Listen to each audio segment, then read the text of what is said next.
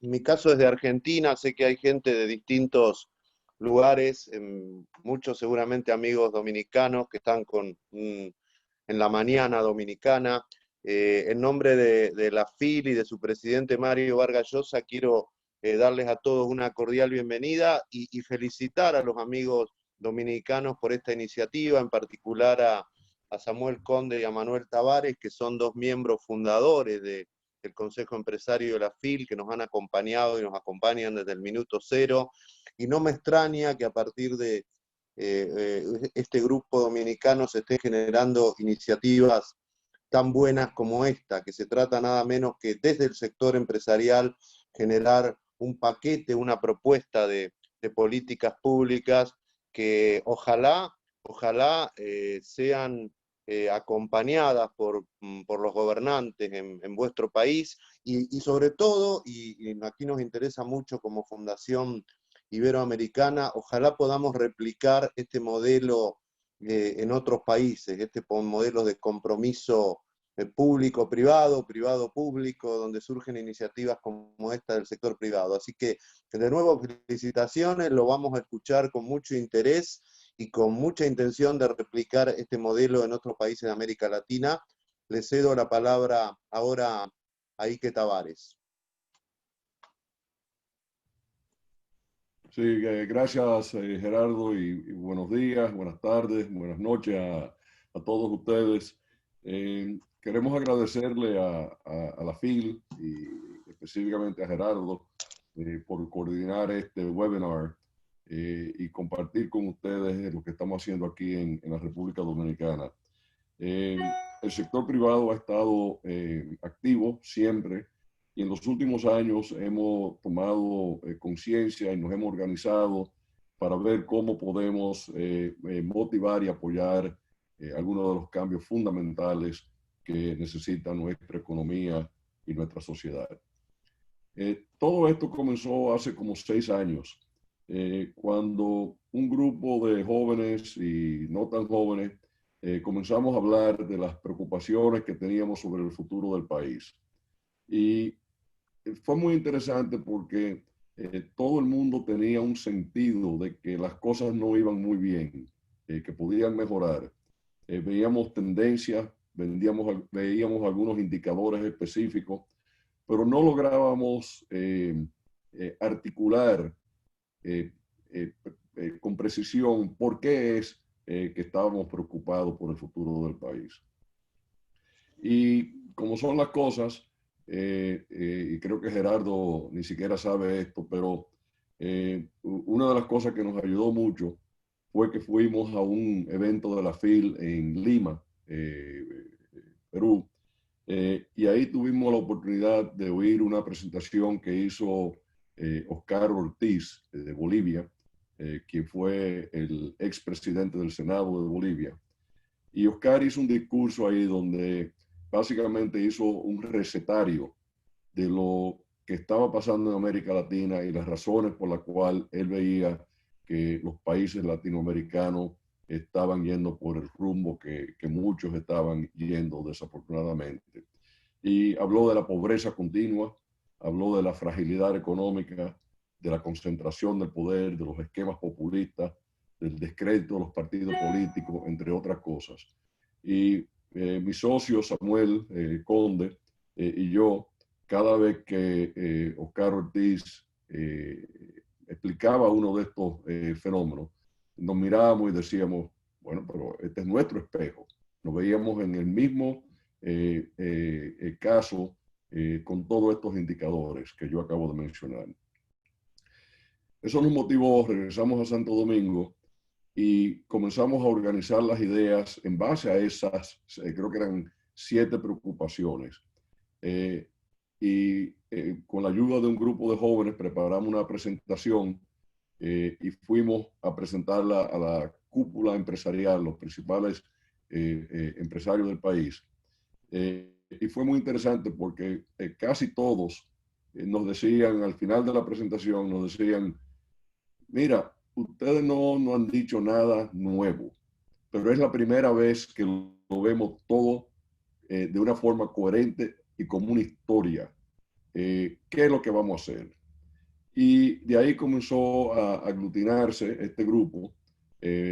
Muchas de las reuniones iniciales las hacíamos en un gazebo, o en varios gazebos, y de ahí es que sale el nombre del libro. Y el primer paso que hicimos fue que reactivamos una institución que existe en el país, que se llama el Consejo Nacional de Competitividad. Lo reactivamos y comenzamos a participar y a interactuar con el gobierno. Pero poco a poco nos fuimos dando cuenta que el Consejo de Competitividad no estaba cubriendo realmente los grandes temas que nosotros llamábamos. Estábamos viendo cosas muy puntuales, importantes, pero muy puntuales. Y entonces comenzamos a hablar de los grandes temas del país y comenzamos a escribir un libro liderado por Peter Prasmovsky, que les voy a hacer una introducción un poco más formal en un momentico, y Darwin Caraballo, y se comenzó a trabajar en este libro. Y entonces en eso vino al país el reconocido economista Xavier Salin Martín, y los conocimos en esa visita que él hizo a la República Dominicana, nos acercamos a él y comenzamos a pedirle su opinión y él se convirtió como un mentor del libro, pero llegó al punto que se entusiasmó tanto con el trabajo que se estaba haciendo que terminó siendo coautor del libro. Y el libro es la obra que hemos presentado a la sociedad dominicana hace apenas unos meses y se llama Gazebo por un sueño país. Está disponible en Amazon, el que le interese verlo. Es muy específico para la República Dominicana, pero precisamente lo que queremos hacer hoy con ustedes es que Peter le explique un poco la filosofía del libro, cómo hemos estructurado lo que creemos pueden ser las soluciones para la República Dominicana y dentro de lo posible ver cómo él puede dar suficiente luz al grupo que nos oye hoy para, como dijo Gerardo, tal vez esto pueda servir o de inspiración o de modelo de lo que se pueden hacer en los otros países. Peter Prasmovsky, a pesar de su nombre polaco, es dominicano de pura cepa, tiene varias generaciones aquí, su abuelo vino hace muchos años y encontró una dominicana y se quedó por aquí.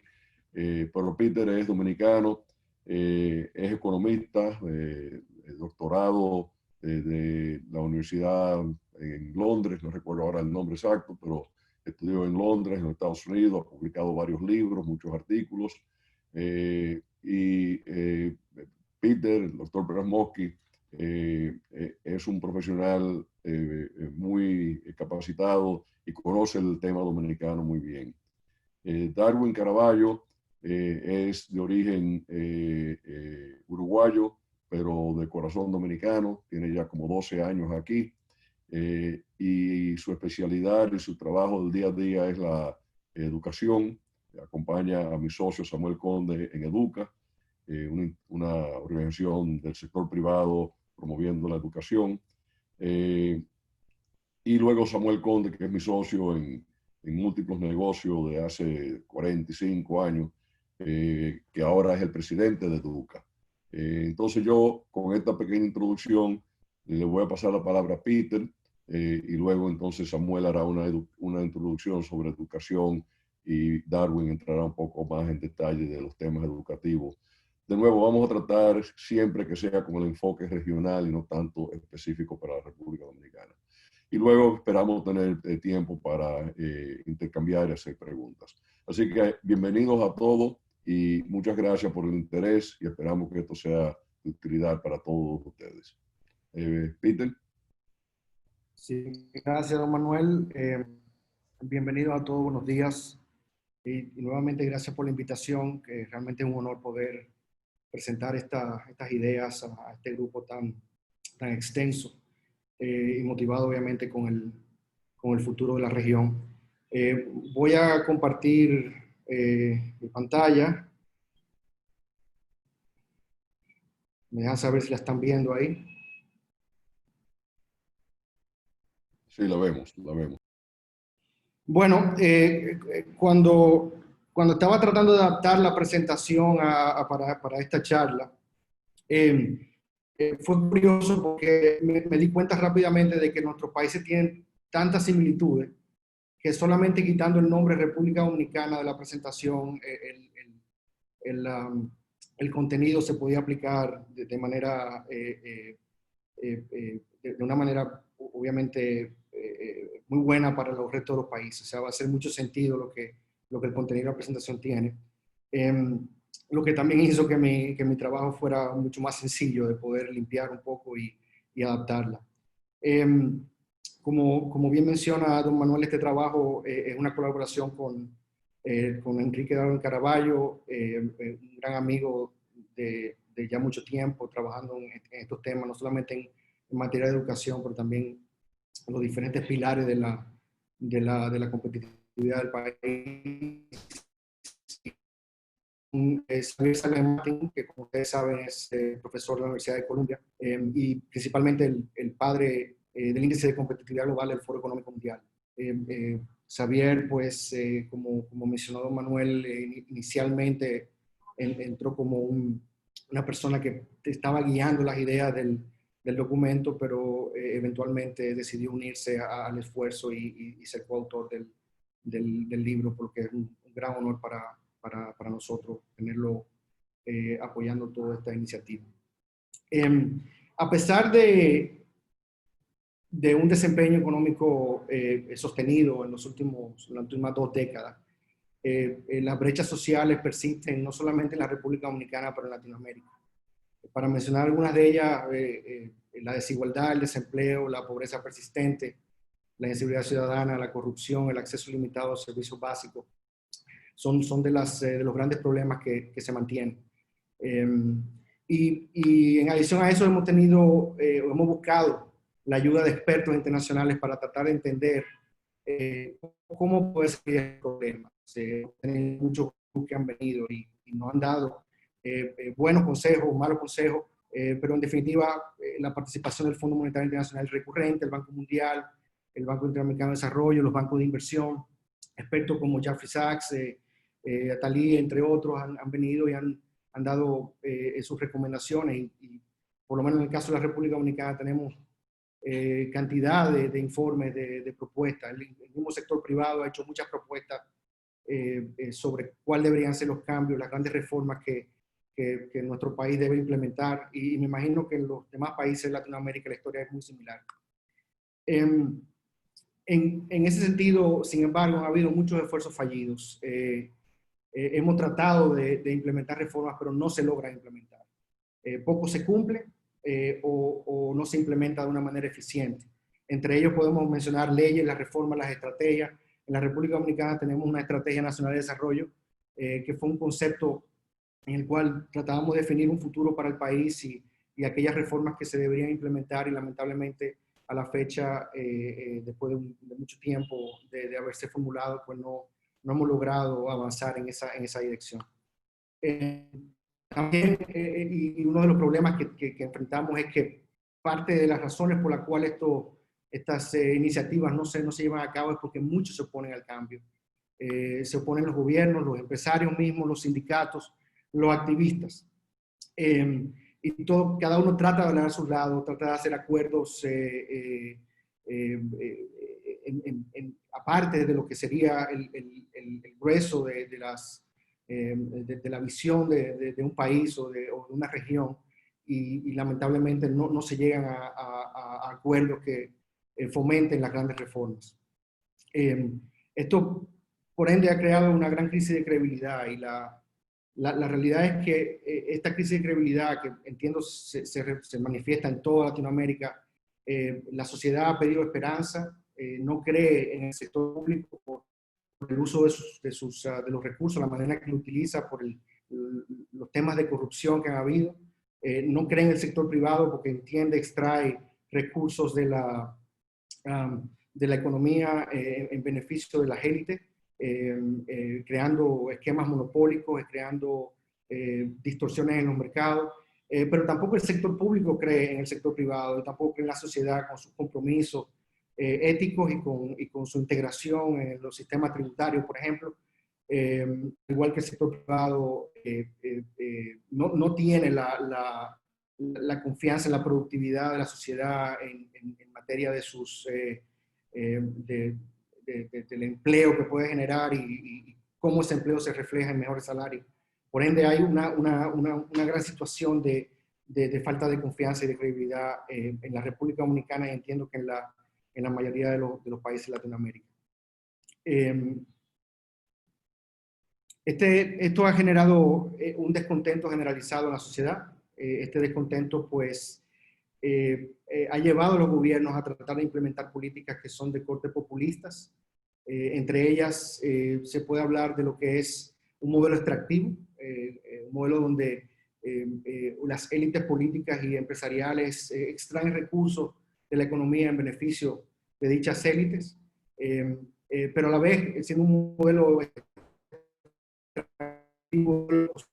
que implica un endeudamiento que compite con el crédito del sector privado, y lo que ha hecho en el caso, por ejemplo, de la República Dominicana es un desplazamiento de la inversión privada y de la inversión total, porque gran parte de ese esfuerzo que ha hecho el gobierno lo ha dedicado no a inversiones de capital, pero a inversiones de gasto corriente. Para evitar que esos niveles de apalancamiento generen sostenibilidad en el futuro, se han llevado a cabo numerosas reformas. Son reformas que han generado asfixia fiscal, una gran desproporcionalidad en la estructura tributaria de estos países. Y esto ha de una forma u otra fomentado el éxodo hacia la informalidad, la evasión, la elusión, lo cual desenlaza en lo que sería un Estado que se hace ineficiente y vulnerable. De hecho, un Estado que tiene una inversión muy limitada, porque la sociedad no cree en ese Estado, no apuesta a él, y por ende se va marginando, creando mayores distorsiones. Y esto se genera básicamente en un ciclo vicioso, donde vuelve a haber la necesidad de un modelo extractivo, vuelve a haber más desplazamiento de la inversión, reformas que no corrigen los problemas, generando más informalidad y nuevamente un Estado vulnerable. Sin embargo, el enfoque ha sido fundamentalmente en mantener la estabilidad macroeconómica a como dé lugar. Y esta estabilidad macroeconómica que en el caso de la República Dominicana se ha concentrado en tratar de mantener estabilidad de tasa de cambio, estabilidad de los precios y empujar el crecimiento económico, es lo que ha prevenido una explosión del descontento. Sin embargo, otros países, por factores que son, que han podido detonar una parte de inestabilidad en estos países, ha habido una pérdida de credibilidad, por ejemplo, en el caso de Chile, en el caso de Colombia, que ha detonado este problema. La idea de que puede haber condiciones internacionales favorables como el cambio en los precios del petróleo o los términos de intercambio pudieron haber causado que la estabilidad se perdiera. Y algo que no se estaba viendo, que es el hecho de un cisne negro, un evento como el COVID-19, lo cual ha hecho que todos los problemas que teníamos previo a esta crisis se adelantaran. Claramente el COVID ha puesto en relieve todas las dificultades que la República Dominicana venía acumulando, y me imagino que es el mismo caso para los demás países de la región. Y sin lugar a dudas a nivel mundial también. A todo esto hay que sumar los retos que ya venían, los retos que imponen los cambios tecnológicos, la cuarta revolución industrial. Estos son cambios que vienen por las nuevas tecnologías, las nanotecnologías, el Internet de las cosas, la singularidad, las neurociencias, las comunicaciones, la hiperinformación, la mala información, que tiene un efecto general en la sociedad, en la materia política, en materia económica. Cambia la dinámica de los mercados, el mercado laboral, el mercado de bienes, definitivamente en todos los aspectos de la economía, de la sociedad y del ámbito político. Estos son grandes retos que teníamos previo a la crisis. Claramente esta crisis sanitaria y ahora una crisis económica pues adelanta todo esto, toda esta dinámica que impone la cuarta revolución industrial. De hecho, esta presentación virtual ahora es un ejemplo claro de cómo va a cambiar todo, la forma en que vamos a educar, la manera en que la dinámica de trabajo va a funcionar en el futuro, pues claramente se afecta por esta pandemia. Todo esto hace que nosotros en República Dominicana, y entiendo que en la región y a nivel mundial, nos obliga a soñar en cuál va a ser el futuro, a pensar en cuál va a ser el futuro. Cuál va a ser la nueva normalidad, cuál va a ser los cambios que tenemos que incorporar y cómo podemos aprovechar esto que está ocurriendo para introducir las grandes reformas. Nosotros creemos que para la República Dominicana y también para Latinoamérica nos obliga a ser innovadores, nos obliga a ser más integrados, nos obliga a tener un país o una región sana y segura, nos obliga a ser medioambientalmente responsables y sostenibles, nos obliga también a ser sociopolítica y económicamente estables y principalmente la necesidad de llevar a nuestra ciudadanía a ser éticas y flexibles en un ambiente donde no se sabe cuál va a ser el futuro de los trabajos, cuál va a ser la dinámica de los mercados. Por ende, como les dije, entendemos que es un momento idóneo para implementar reformas. Y eso en el libro Gazebo nosotros pensamos en cuáles podrían ser qué hacer con la situación previo a la crisis y ahora más relevante con la situación que tenemos sanitaria y económica. Y un buen punto de partida sería el índice de competitividad global del Foro Económico Mundial. Este índice, el cual divide la competitividad o la productividad de un país en 12 pilares, es una buena guía para entender cuáles son los factores que inciden en el crecimiento y dónde hay debilidades en cada uno de nuestros países. Por ejemplo, en el caso de la República Dominicana, la puntuación que sacamos de 0 a 100 en promedio es un 58, que si uno se pone a analizar de la perspectiva de una puntuación de escolaridad, pues un 58 es una muy mala nota. Pero no solamente el 58 como un promedio, si cuando uno ve factores como la institucionalidad del país, la adaptación tecnológica, la calidad de las instituciones, la profundidad de los mercados, las habilidades que tienen los dominicanos y el ecosistema innovador y empresarial, pues se ven que hay grandes deficiencias. Y el índice, nosotros creemos que es una herramienta muy útil. El libro se centra en el índice como la guía fundamental de cómo entender los factores que están afectando el caso de la República Dominicana y cada uno de los países de Latinoamérica puede hacer lo mismo. Pero lo interesante es que el índice se compone de unos 103 indicadores. Cada uno de estos pilares tiene una cantidad de indicadores que nos permite granularmente identificar dónde están las grandes deficiencias que tiene un pilar en particular o un país en general. Por ende, es una buena guía para entender eso. Y uno se pregunta por qué el índice como guía es importante. Y la realidad es que cuando uno analiza la comparación del índice, uno ve que no hay un país que tenga un nivel de competitividad alto que sea pobre. Y no hay un país pobre que tenga un índice alto de competitividad. Hay una relación muy estrecha entre el nivel de desarrollo de un país y su nivel de competitividad. Pero más interesante aún es el hecho de que a nivel salarial la relación es exponencial. Mientras mayor es el nivel de competitividad de un país, más rápido va creciendo el salario el salario promedio de una economía. Lo que es un dato interesante y alentador, ya que uno puede conseguir saltos mayores en los niveles de bienestar de las personas a medida que los niveles de competitividad mejoran. Entonces, por ejemplo, de esta gráfica se pueden sacar muchas lecciones hay una serie de lecciones, aprendizajes que se han tenido de la economía del crecimiento y principalmente de aquellos países que han podido pasar de ingresos bajos, que son los puntos rojos, a los ingresos altos, medio altos, esos son los puntos verdes.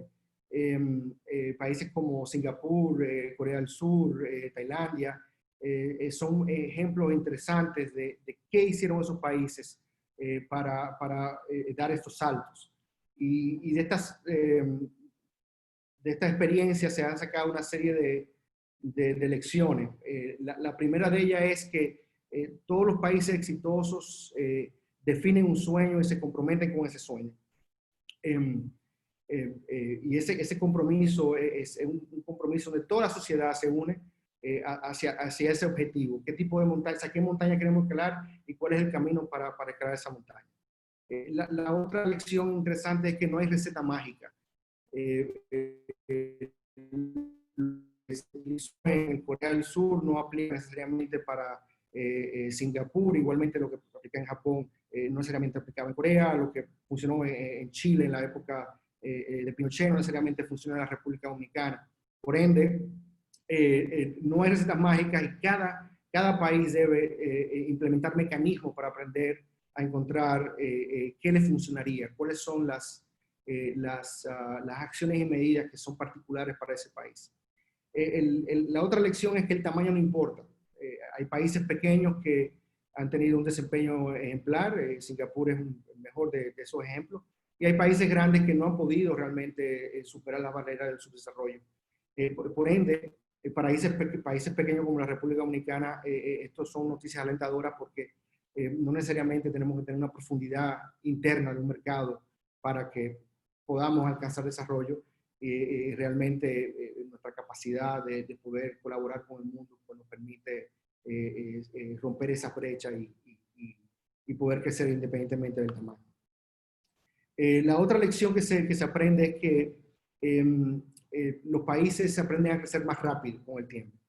Lo que le tomó a Estados Unidos y algunos países de Europa, Inglaterra, 200 años en lograr ese salto al desarrollo, los países, por ejemplo, el este asiático lo ha logrado en una sola generación, lo cual es otra noticia alentadora para países como nosotros, donde realmente, si logramos un compromiso, ponemos un sueño y nos comprometemos con ese sueño, entonces se pueden lograr de manera acelerada un salto en el crecimiento. La quinta lección es que los países deben priorizar o han priorizado los grandes obstáculos. Identifican cuáles son estos obstáculos que afectan los demás pilares, todos los pilares de la competitividad. Trabajan en esos obstáculos primero. Cuando lo liberan, entonces van a un segundo nivel de obstáculos. Y así gradualmente van identificando y trabajando para poder liberar aquellos factores que impiden la productividad y el crecimiento y el desarrollo. Y finalmente, el común denominador que se ha visto en la mayoría de los casos de éxito es que estos países tienen instituciones que son inclusivas, fuertes, creíbles, y tienen un enfoque totalmente a la educación, un enfoque de educación de calidad. Estos son países que tienen o han dedicado los recursos y los incentivos adecuados para mejorar su educación. Y definitivamente esto va de la mano con la calidad institucional también que tienen estos países que han sido exitosos. Entonces, ¿cómo se pueden aplicar estas lecciones? Y parte de lo que en el libro trabajamos es estos conceptos de cómo podemos aplicarlo. Yo creo que son lecciones que aplican también para todos los países de la región. En primer lugar, nosotros creemos que hay que construir un sueño regional, en el caso dominicano un sueño de país, que se apalanque en nuestras ventajas competitivas. Estas ventajas yo creo que son también muy comunes entre los países de la región. Tenemos una población noble, creativa y trabajadora. Tenemos todos una base cultural interesante y diversa. Tenemos una posición geográfica privilegiada con un gran sistema o ecosistema muy diferenciado entre cada uno de los países, donde pueden haber ventajas competitivas particulares en cada uno de estos países.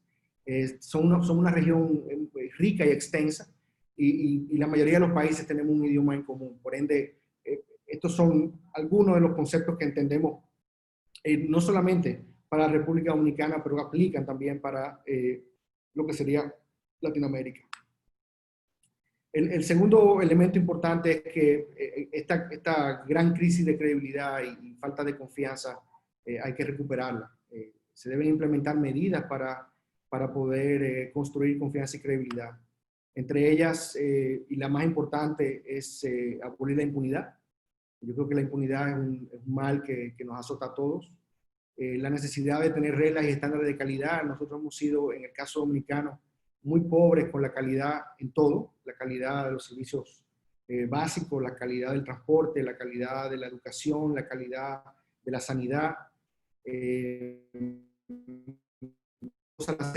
Un bajo estándar de calidad, pensando que es mejor más cantidad y menos calidad, cuando realmente la calidad y estas reglas que definen esa calidad deberían ser implementadas. Debe ser un concepto básico que siempre se debe implementar en cada uno de los proyectos.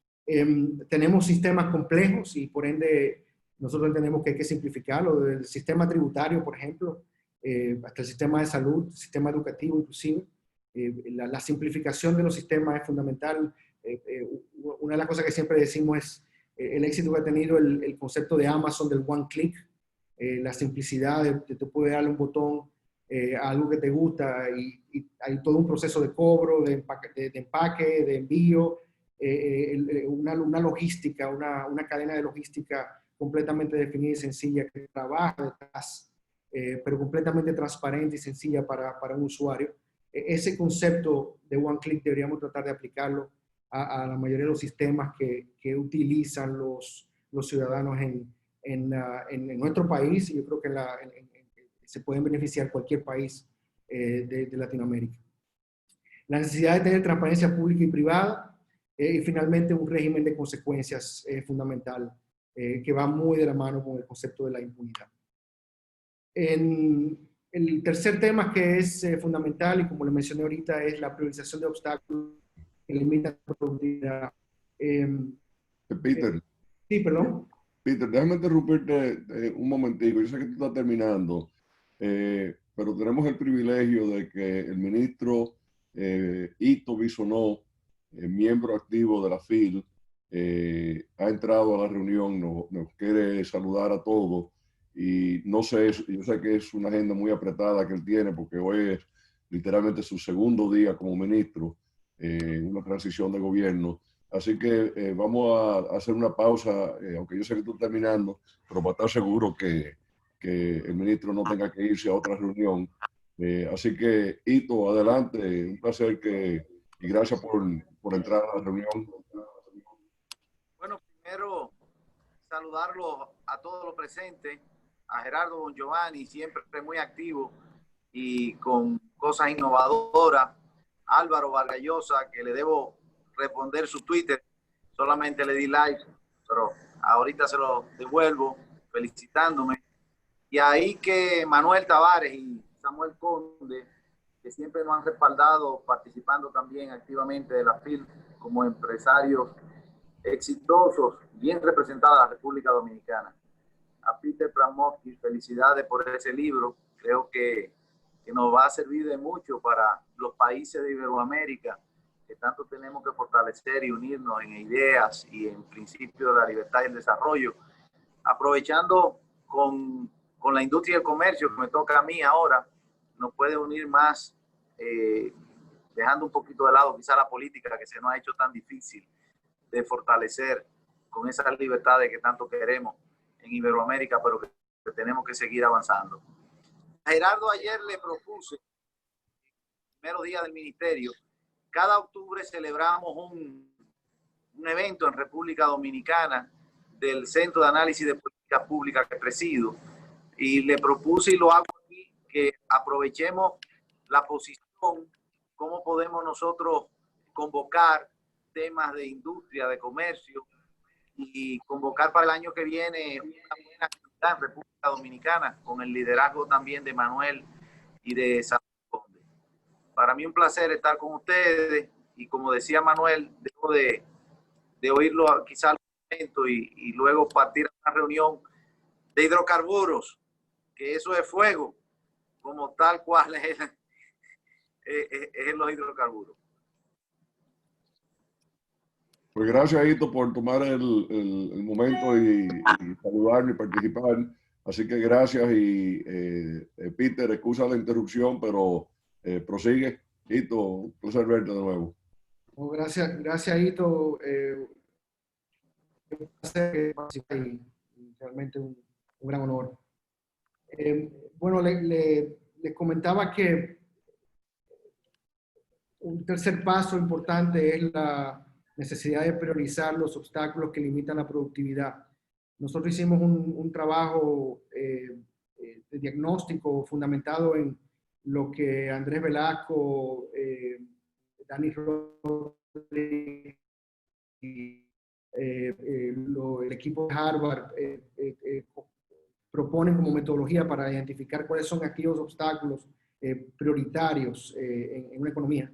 Para el caso de la República Dominicana, pues el principal es la débil institucionalidad pública y privada. O sea, tanto el sector público como el privado carecen de instituciones sólidas. El segundo es el nivel de calidad, bajo niveles de calidad en educación, salud e infraestructuras. Y cuando hablamos de infraestructura, hablamos principalmente de la parte energética. Y el tercero es un mercado laboral que es rígido y de bajo salario. Y en parte esta rigidez se alimenta por los bajos niveles de educación y también se alimenta por los bajos niveles de competencia, producto de las instituciones que tenemos. Entonces, estos son los tres obstáculos que en el caso del libro Gazebo proponemos atacar primero. Pero claro, cada país podría hacer el mismo análisis, identificar cuáles son aquellos obstáculos que son los que están afectando o que afectan el mayor número de pilares simultáneamente. El cuarto punto es la necesidad de implementar un nuevo modelo de desarrollo.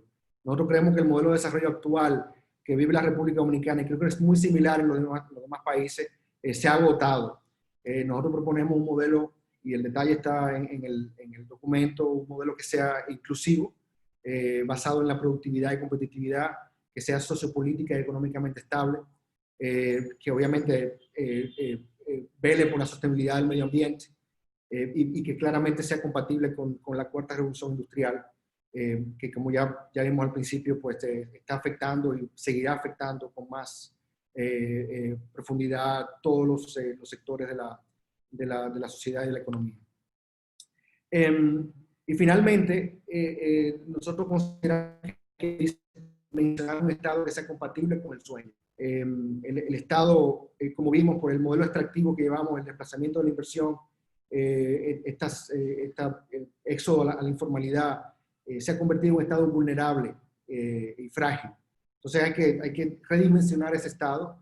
Para eso el Estado debe cambiar su filosofía de manera que se dinamice los mercados, principalmente la inversión privada, que tenga instituciones que sean creíbles y eficientes, que tengan acciones que sean definitivamente orientadas a ese sueño, en el caso de nosotros del sueño del país, en el caso de la región, estados que se unan hacia un sueño de región, que tenga políticas que sean sostenibles en el largo plazo.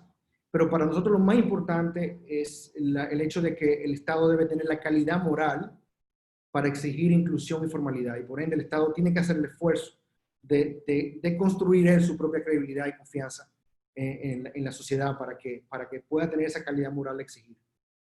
Lo que estamos viviendo en la República Dominicana es un problema de coordinación donde la sociedad, como dijimos al principio, no cree en el Estado no cree en la sociedad, y lo que se necesita es que el jugador dominante, en este caso el Estado, empiece a construir con acciones concretas la calidad moral y la credibilidad. Entonces, ya terminando, tres formas que nosotros proponemos de cómo proceder. La primera es una gran concertación para el desarrollo.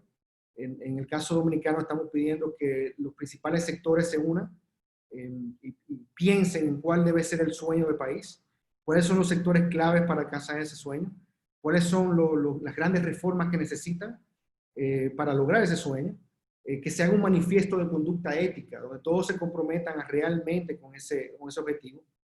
Y nosotros pensamos en lo que se llama la nueva Estrategia Nacional de Desarrollo, que si lo vemos en contexto regional, podría ser una estrategia regional de desarrollo, que sería un concepto muy interesante para todo lo que estamos aquí pensando en el futuro de la región.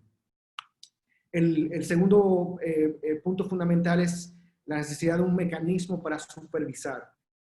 No creemos que necesitamos más reformas, yo creo que hay muchas reformas buenas que se han propuesto. Lo que necesitamos es un mecanismo que sea de la sociedad, un órgano social supervisor que vele porque esas reformas se lleven a cabo, que se auditen esas reformas post-mortem o después del evento, utilizando organismos internacionales que nos ayuden a verificar que lo que se hizo de manera correcta, que haya un régimen de consecuencias y de premios. El que lo hace bien se premia, el que lo hace mal pues se castiga.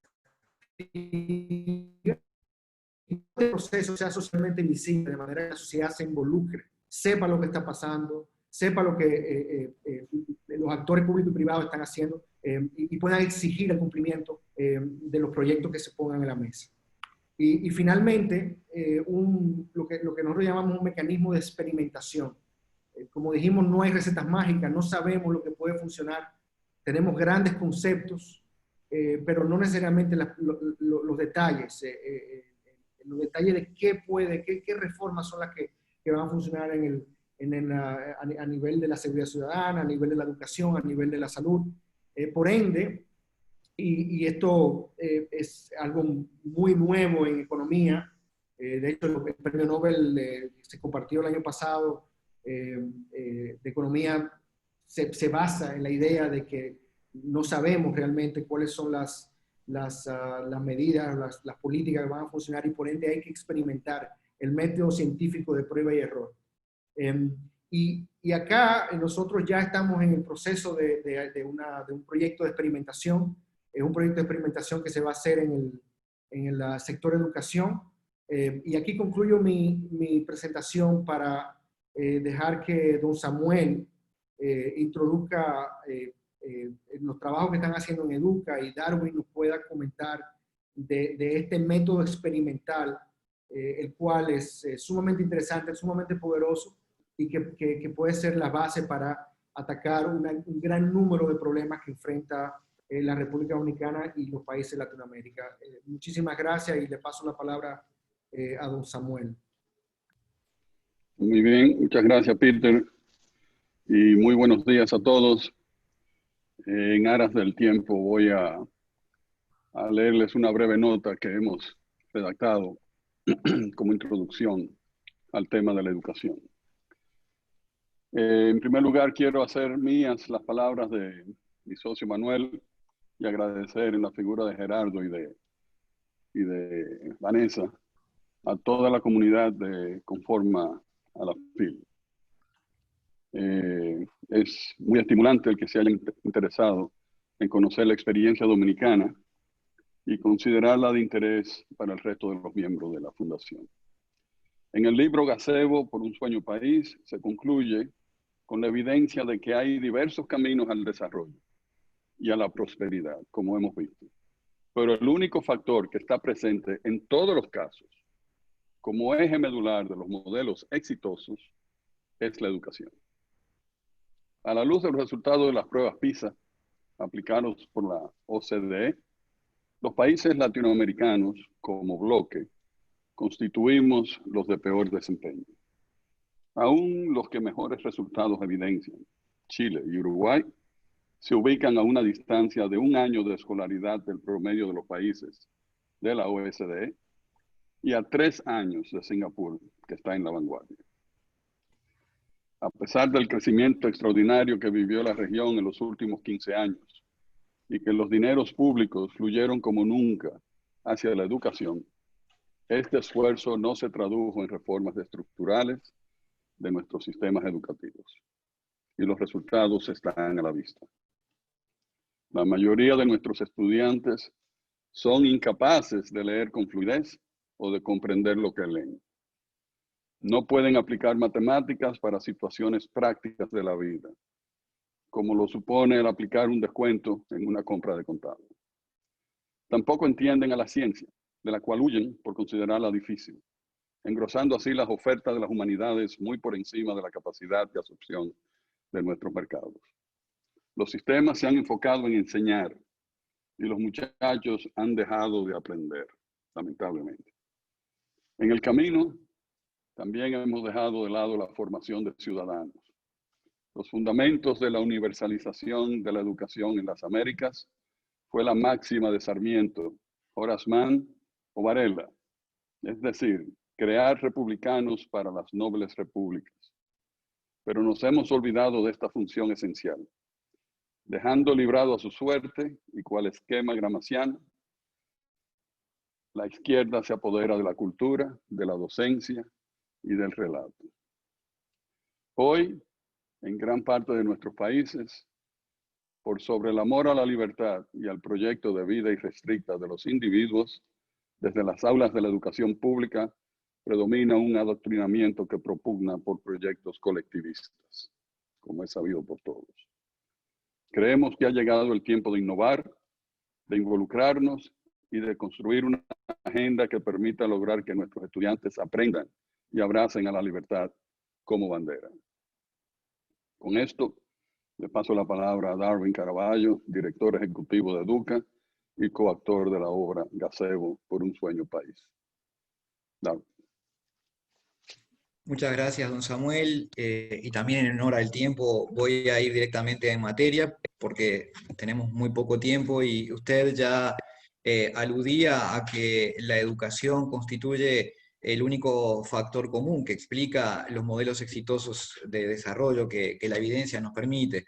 Y si esto es así, no debiera de extrañar que América Latina tenga ese lastre y esa incapacidad de concluir un modelo de desarrollo exitoso, porque ya muy bien lo decía don Samuel, nuestros estudiantes no son capaces de comprender los elementos básicos y mínimos, ya sea en el área de la matemática. Fíjense, esas barras celestes implican el nivel nulo, es decir, incapacidad absoluta de los estudiantes evaluados en las pruebas PISA para resolver problemas elementales de la vida adulta cuando tienen 15 años de edad, como bien señalaba don Samuel, calcular un simple porcentaje de tarjeta de crédito, o bien las dificultades que tienen en la competencia fundamental que es el dominio de la lengua materna.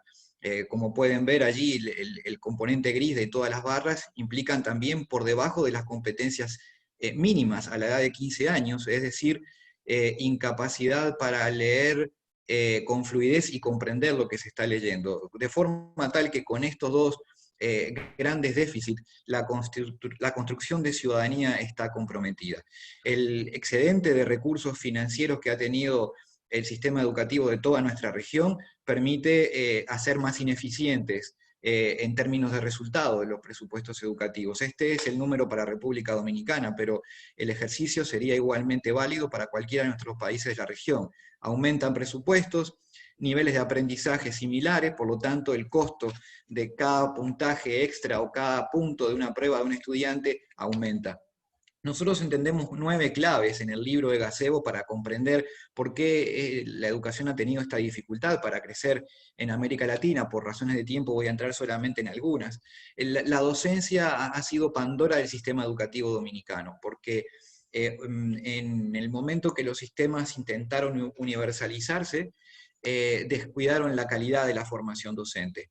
Y esta que estaba llamado a ser, igual que en la mitología griega de Pandora, la mayor de las virtudes de los hombres, bueno, terminó siendo justamente la explicación de por qué hoy en la región se tienen estos niveles tan bajos de educación y la limitación para definir un techo muy bajo de la calidad de la educación establecido por cuánto saben, por cómo se comprometen y cómo se desempeñan los maestros.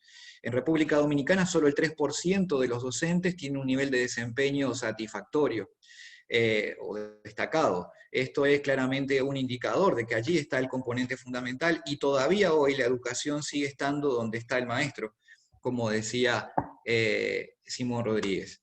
Y esto lleva a justamente un fenómeno de corporativización de los docentes, y a constituirse en estos más en militantes ideológicos que en cuerpos profesionales. Y esta idea de una estrategia regional de desarrollo que planteaba Peter hace unos minutos, desde las ideas de la libertad, es particularmente importante hoy presentarla cuando en la región están transitando agendas colectivistas que promueven la erradicación de la propiedad privada, la salida del sector privado de la educación, porque allí está el nuevo esquema de la construcción de una nueva izquierda, tal cual, como lo dice don Samuel, en ese esquema gramsciano, poder captar el relato, captar la cultura y captar dónde se produce la cultura, que es en los centros educativos. Voy a pasar rápidamente de esto. Nosotros tenemos 10 ideas para el cambio que consideramos que vale la pena integrar en un proceso de desarrollo. La educación es un asunto de derechos, pero también de obligaciones.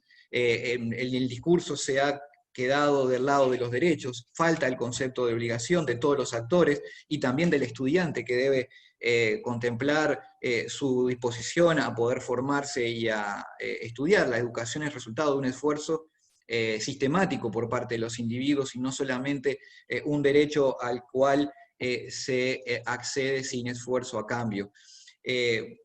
Otro de los elementos que nos interesa destacar aquí tiene que ver con la necesidad de revisar lo que aprenden y para qué aprenden los estudiantes, un tema que pudiéramos profundizar con más tiempo y sobre todo enfocar en la necesidad de repensar la educación para jóvenes, que es un gran problema que está presente en todos los países latinoamericanos, en los cuales 1 de cada 5 en la región no estudia ni trabaja. Con esto, nosotros hemos dicho de que la República Dominicana ha sido un gran modelo de seguir los lineamientos de los organismos multilaterales, de las agencias especializadas, de las principales universidades de pensamiento en temas de educación, pero los resultados no están. Se ha invertido mucho dinero comparado con el pasado reciente, el país ha duplicado su presupuesto, y si bien en términos de Producto Interno Bruto no es relevante, sí lo es en términos de gasto público, representando más del 23% del gasto público, solamente la función educativa asociada al sector preuniversitario, pero los cambios no están.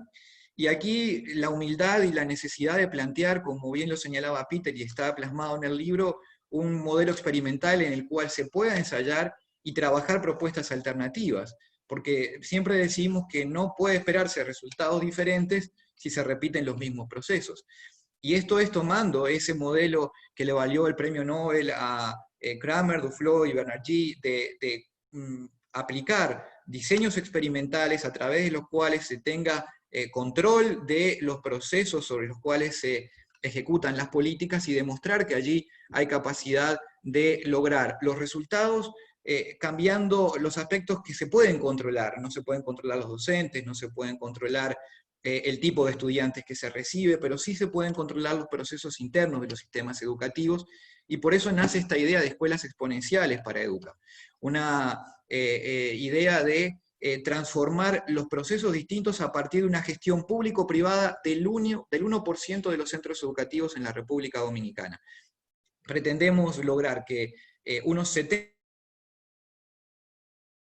centros educativos para, manteniendo las variables que no se pueden modificar a nivel sistémico, transformar sí los procesos pedagógicos que ocurren dentro del aula, con un objetivo muy concreto, que en un año los estudiantes puedan duplicar el nivel que obtienen en las pruebas de lectura, que puedan multiplicar por 5 el nivel que tienen en las pruebas de el uso de la matemática, y que aborden las dimensiones institucional, la del alumnado, la familia y la comunidad como un actor fundamental. Para nosotros seguimos diciendo que la educación no es solo instrucción, que también es un proceso de construcción de ciudadanía, y a eso es lo que se va a apostar con este proyecto experimental que estamos sometiendo a las autoridades electas hace muy poco tiempo y asumiendo funciones el pasado domingo. Pero vale la pena la aclaración, este es un modelo experimental que puede tener lugar el fracaso.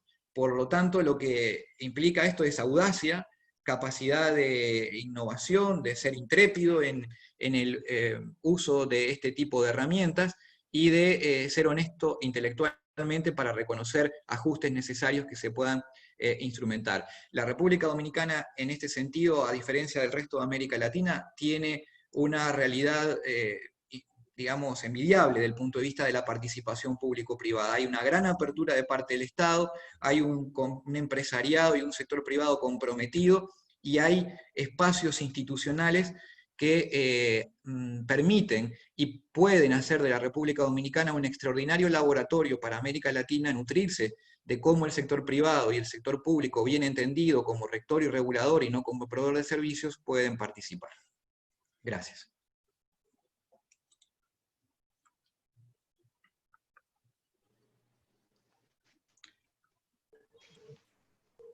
En nombre de la FIL queremos darle las gracias a todos y nos gustaría, por ejemplo, que don Samuel, si puede hacer el cierre.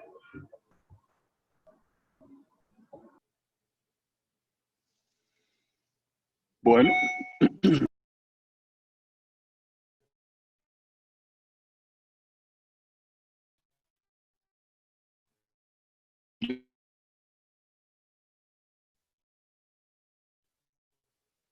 yo para tiempo de involucrar. Hay todos los análisis, hay seguro que el nuestro es el mismo arte. Nosotros hemos sido pisados, estudiados, y lo que hace falta en eso, mente clara, identificada, nunca juega, a diferencia, persigan ideales de superación, de competitividad, etcétera, por vía de involucramiento. Y yo le llamo a eso nacionalmente a los estados. Tenemos que irnos atrás. Leí esta mañana con relación a la situación política en Estados Unidos, que la juventud no se preocupa de la edad de los candidatos, sino de la edad de sus ideas. Es muy importante por caminos de desarrollo de nuestras naciones.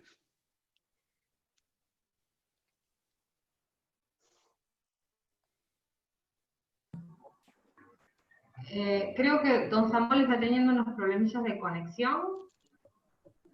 No lo estamos escuchando bien. Yo tengo fijado las imágenes, apenas puedo escucharte, Vanessa.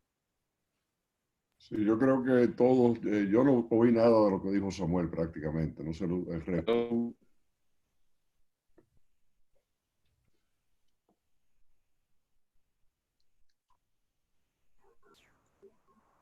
Tal vez don Manuel pueda hacer el cierre. Exacto, don Manuel, también está Gerardo que va a decir unas palabras en nombre de la Fundación. Adelante, don Manuel y Gerardo.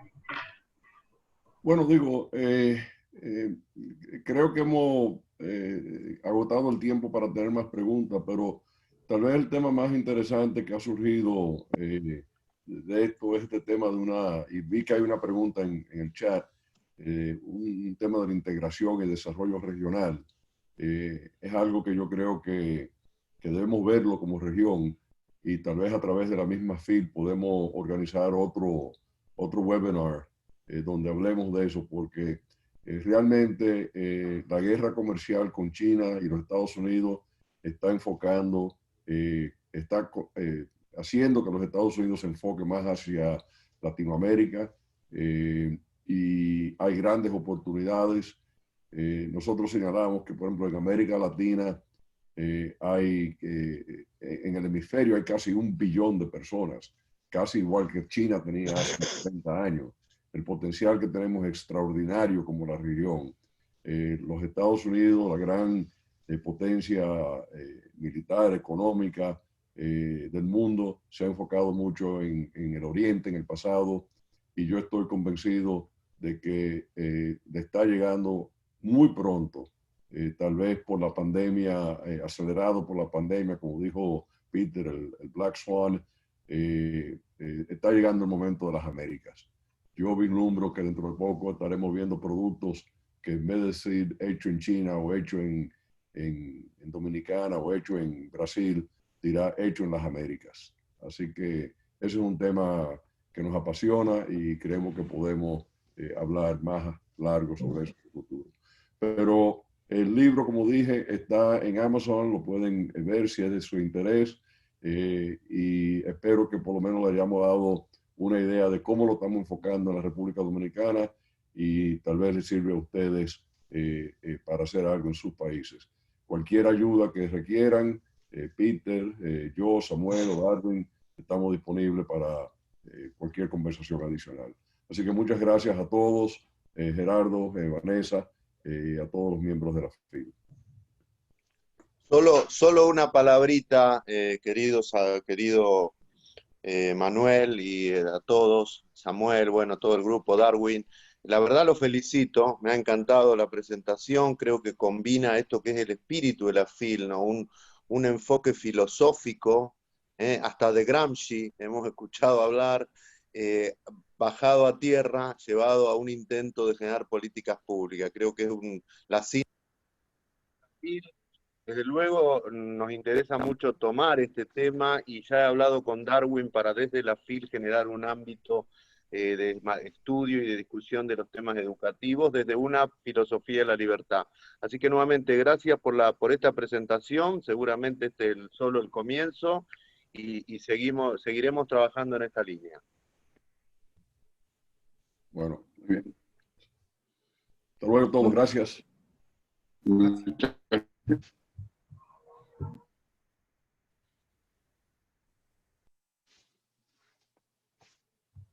Muchas gracias a todos. Hasta la próxima. Muchas gracias. Bien.